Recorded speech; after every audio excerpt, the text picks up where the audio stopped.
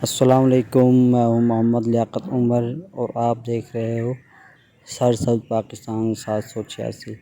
آج میں آپ کو بتاؤں گا لیمو کی ایئر لائننگ کس طرح کرتے ہیں اور کر دکھاؤں گا۔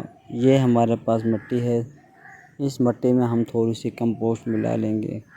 کمپوسٹ ہم اس لیے ملاتے ہیں کیونکہ اس میں اس کی خوراک ہوتی ہے پودوں کی، اور مٹی نرم رہتی ہے۔ اس سے کیوں مٹی نرم رہتی ہے تو جڑیں نکلنے میں آسانی ہوتی ہیں۔ ہم اس کو اچھی طرح ملا کر اس میں تھوڑا سا پانی ملائیں گے نمی دینے کے لیے، کیونکہ مٹی میں نمی ہوگی تو یہ ہماری ٹہنی کے ساتھ آسانی سے چپک جائے گی۔ خشک مٹی ٹہنی سے نہیں چپکتی تو نمی والی مٹی چپک جاتی ہے، اس لیے ہم اس کو نمی دے کر اچھی طرح ملا لیں گے۔ یہ ہماری مٹی تیار ہوگی۔ یہ اس طرح کی ہمیں مٹی بنانی ہوتی ہے۔ تو اس کو ہم اب بول میں بھر کر لیمو کے پاس لے جائیں گے۔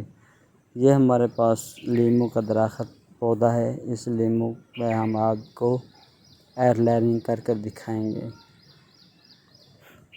لائننگ ہم نچلی شاخ میں کرتے ہیں جو کہ پکی ہو، لکڑی بن چکی ہو۔ ہم ہری شاخ میں لائننگ نہیں کر سکتے کیونکہ اس میں جڑیں نہیں نکلتی، تو اس کو ہم کٹ لگاتے ہیں۔ 1 سے 1.5 انچ کا ہم کٹ لگاتے ہیں۔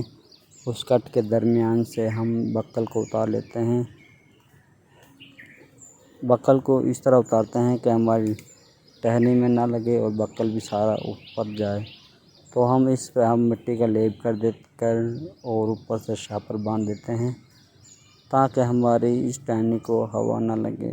شاپر سے مٹی نرم رہتی ہے اور اس میں جڑیں نکلنے میں آسانی ہوتی ہے، اس کو ہوا نہیں لگتی۔ ہم اس کو اس طرح باندھتے ہیں، اوپر سے اور نیچے سے سخت باندھ دیتے ہیں، شاپر کے اوپر سے نرم باندھتے ہیں تاکہ نرم ہی مٹی رہے۔ اس طرح ہم نے کٹ لگایا تھا اور مٹی لگا کر ہم نے اس کو باندھ دیا۔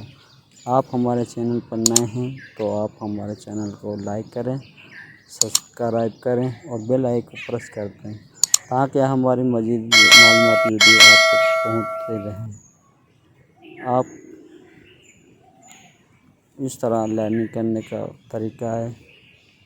شکریہ، ویڈیو دیکھنے کا شکریہ۔ اللہ حافظ۔